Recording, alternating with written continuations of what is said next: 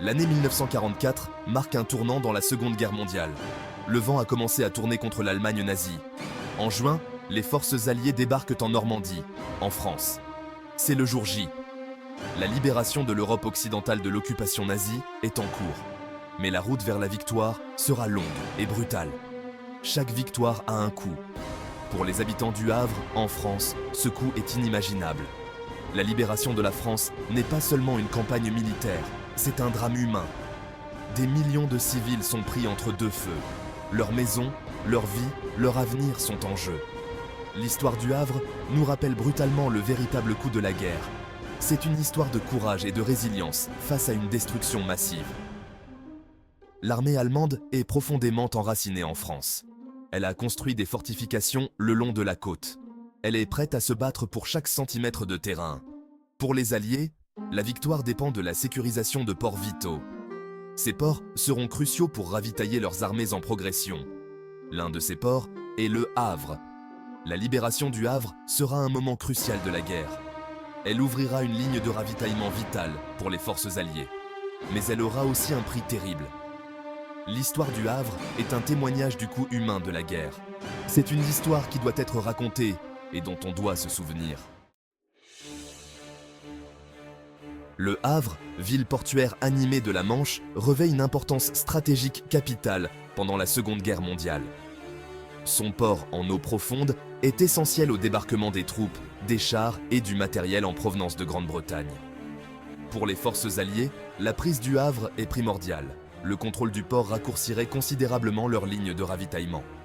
Il leur permettrait d'acheminer des ressources en France pour soutenir leur avance vers l'Allemagne.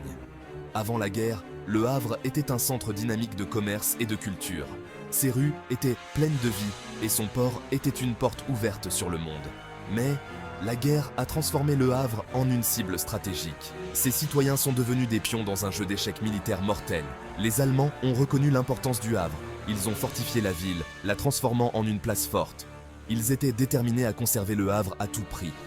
Le décor était planté pour une confrontation qui allait laisser une marque indélébile sur la ville et ses habitants. Le sort de la guerre, pensèrent beaucoup, dépendait de batailles comme celle qui allait se dérouler au Havre. La ville est devenue un symbole à la fois de la promesse et du péril de la libération. Le monde entier regardait, retenant son souffle, les forces alliées se préparaient à prendre d'assaut ce port vital. La tâche de libérer le Havre revient au lieutenant-général John Croker et à la première armée britannique. Croker, un commandant chevronné connu pour ses prouesses tactiques, est confronté à un défi de taille. Les Allemands sont solidement retranchés, déterminés à se battre bec et ongle. Croker sait qu'un assaut direct sur le Havre entraînerait de lourdes pertes, tant pour ses troupes que pour la population civile de la ville. La stratégie de Croker est double. Il doit d'abord isoler le Havre, couper les lignes de ravitaillement allemandes et empêcher les renforts d'atteindre la ville. Ensuite, il espère convaincre le commandant allemand de se rendre, épargnant ainsi au Havre de nouvelles destructions. Il sait que le temps presse. Chaque jour que le Havre reste aux mains des Allemands entrave l'avancée des Alliés. Croker est un soldat parmi les soldats, un homme qui comprend le coût humain de la guerre. Il est profondément réticent à déchaîner toute la puissance de la machine de guerre alliée sur une population civile. Il espère trouver un moyen d'atteindre ses objectifs tout en minimisant les effusions de sang. Mais c'est aussi un réaliste, et il sait que des choix difficiles l'attendent. Alors que ses troupes resserrent leur emprise sur le Havre, Croker envoie des émissaires aux lignes allemandes. Il espère négocier une reddition pacifique. Le sort du Havre et la vie de milliers de civils sont en jeu. Le colonel Hermann Eberhard Wildermuth commande les défenses allemandes du Havre. Loyaliste nazi convaincu, Wildermuth a reçu l'ordre strict de tenir la ville à tout prix. Il connaît l'importance stratégique du Havre et il est déterminé à faire payer cher aux Alliés chaque centimètre de terrain. Sous le commandement de Wildermuth, les Allemands ont transformé le Havre en forteresse. Ils ont creusé des tranchées, érigé des obstacles anti-chars et positionné des batteries d'artillerie en des points stratégiques dans toute la ville. Ils sont prêts à se battre jusqu'à la mort. Les soldats de Wildermuth, bien que surpassés en nombre et en puissance de feu, constituent une force redoutable. Nombre d'entre eux sont des vétérans du front de l'Est, endurcis par des années de guerre brutale. Ils sont fidèles au Führer et fanatiquement dévoués à la cause nazie. Les défenses allemandes sont conçues pour infliger un maximum de pertes. Wildermuth sait que plus il tient longtemps, plus il laissera de temps à l'armée allemande pour se regrouper. Il joue un jeu d'attente, mais un jeu aux enjeux considérables. 5e partie. L'ultimatum, se rendre ou faire face à l'anéantissement. Le Havre étant encerclé, le général Croker lance un ultimatum au colonel Wildermuth. Rendez-vous sans condition, exige-t-il, ou faites face à toute la puissance de la machine de guerre alliée. Croker sait qu'un siège prolongé entraînerait des souffrances indicibles pour la population civile. Il espère éviter un bain de sang. L'ultimatum, largué par des avions alliés au-dessus de la ville, pèse lourdement sur l'esprit des défenseurs allemands et des civils pris au piège. Il offre un choix brutal, se rendre et vivre, ou résister et en subir les conséquences. Wildermuth, cependant, refuse de céder. Il considère que se rendre serait un acte de lâcheté. Il obéira à ses ordres et se battra jusqu'au bout. Sa résistance scelle le sort du Havre. Croker en a le cœur lourd. Il espérait éviter un bain de sang, mais l'intransigeance de Wildermuth ne lui laisse pas le choix. Il ordonne à ses commandants de se préparer à un bombardement massif. La libération du Havre aura un prix terrible. 6e partie, Opération Astonia, le bombardement commence. Le 10 septembre 1944, l'opération Astonia débute dans un bruit assourdissant. Les navires de guerre britanniques, positionnés au large, déclenchent un tir d'artillerie tonitruant. Le ciel au-dessus du Havre prend une couleur jaune maladive, alors que des centaines de bombardiers rugissent, larguant des tonnes d'explosifs. Le bombardement du Havre est l'un des plus intenses de la guerre. Les raids aériens se poursuivent sans relâche pendant des jours. Les bâtiments s'effondrent en ruines, les rues sont transformées en cratères et l'air est épais de fumée et de l'odeur âcre des explosifs. Pour les civils pris au piège dans la ville, c'est un véritable enfer. Les familles se serrent les uns contre les autres dans les caves et les abris de fortune, priant pour que les bombes tombent ailleurs. Le grondement constant des explosions secoue les fondements même de leur être. Le bombardement du Havre est une opération militaire d'une ampleur et d'une férocité sans précédent. Il témoigne de l'impressionnante puissance destructrice de la guerre au XXe siècle. Mais c'est aussi une tragédie qui va laisser une cicatrice indélébile sur la ville et ses habitants.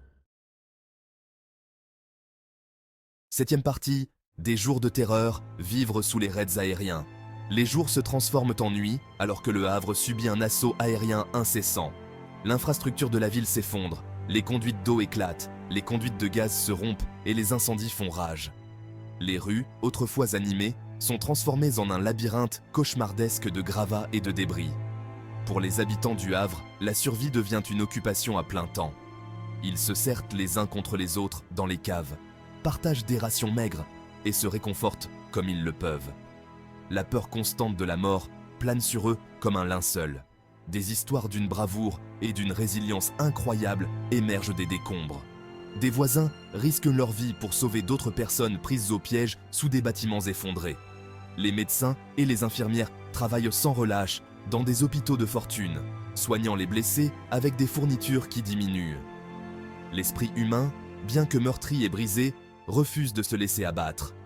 Au milieu de la mort et de la destruction, il y a encore des actes de bonté, de compassion et de courage extraordinaires. 8e partie. Une ville en ruine, la dévastation du Havre. Lorsque la fumée se dissipe enfin, le Havre est en ruine. La ville autrefois fière est méconnaissable. Le port, objet d'une si grande importance stratégique, n'est plus qu'un enchevêtrement de navires coulés et de quais dévastés. On estime que le bombardement a tué 2000 civils et en a laissé des milliers d'autres sans abri. Les cicatrices physiques et psychologiques de l'attaque vont perdurer pendant des générations. Le Havre est un rappel brutal de l'impact dévastateur de la guerre totale. Le sort de la ville a servi d'avertissement au monde entier sur le coût humain des conflits. La libération du Havre, bien que constituant une victoire stratégique pour les Alliés, a eu un prix terrible. Le sacrifice de la ville ne sera jamais oublié. 9e partie. Libération et deuil, des émotions partagées. Le 12 septembre 1944, les troupes britanniques entrent au Havre, libérant enfin la ville de l'occupation allemande. Mais il y a peu de réjouissance parmi les survivants. Les rues sont jonchées de gravats, l'air est épais de l'odeur de la mort et de la décomposition. La libération du Havre est une victoire teintée de tristesse. Les habitants de la ville, bien que reconnaissants d'être libérés du joug nazi, sont en deuil de leurs proches disparus et doivent reconstruire leur vie brisée. Pour beaucoup, l'arrivée des forces alliées est un mélange de soulagement et de ressentiment. Ils sont reconnaissants d'être libérés, mais ils s'interrogent aussi sur le prix qu'ils ont dû payer. L'expérience du Havre contraste fortement avec les joyeuses célébrations qui ont accueilli les libérateurs alliés dans d'autres villes françaises. La libération de Paris, quelques semaines plus tôt, avait été accueillie par des danses dans les rues et un sentiment d'euphorie. Au Havre, il n'y a qu'un lourd silence, ponctué par le bruit des décombres déblayés. 10e partie. Reconstruire à partir des ruines. Le long chemin du Havre vers la reconstruction. La libération du Havre marque le début d'un long et ardu voyage de reconstruction. La ville est en ruine, ses infrastructures anéanties, sa population profondément traumatisée. Mais au milieu du désespoir, il y a aussi une lueur d'espoir. Avec une résilience caractéristique, les Havrais s'attellent à la tâche titanesque de reconstruire leurs vies et leurs villes. Ils déblayent les décombres, récupèrent les matériaux et entament le lent processus de construction de nouvelles maisons et entreprises. Le gouvernement français, avec l'aide d'organisations internationales, consacre des ressources considérables à l'effort de reconstruction. Le Havre, symbole de la destruction de la guerre, va devenir un témoignage de l'indomptable esprit humain. Aujourd'hui, Le Havre est une ville portuaire prospère, un témoignage de la résilience de ses habitants et de leur détermination à reconstruire.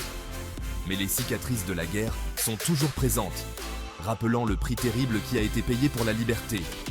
L'histoire du Havre est un récit édifiant, qui nous rappelle que même dans les moments les plus sombres, l'esprit humain peut perdurer. C'est une histoire qui doit être racontée et répétée, pour que nous n'oublions jamais les sacrifices de ceux qui nous ont précédés.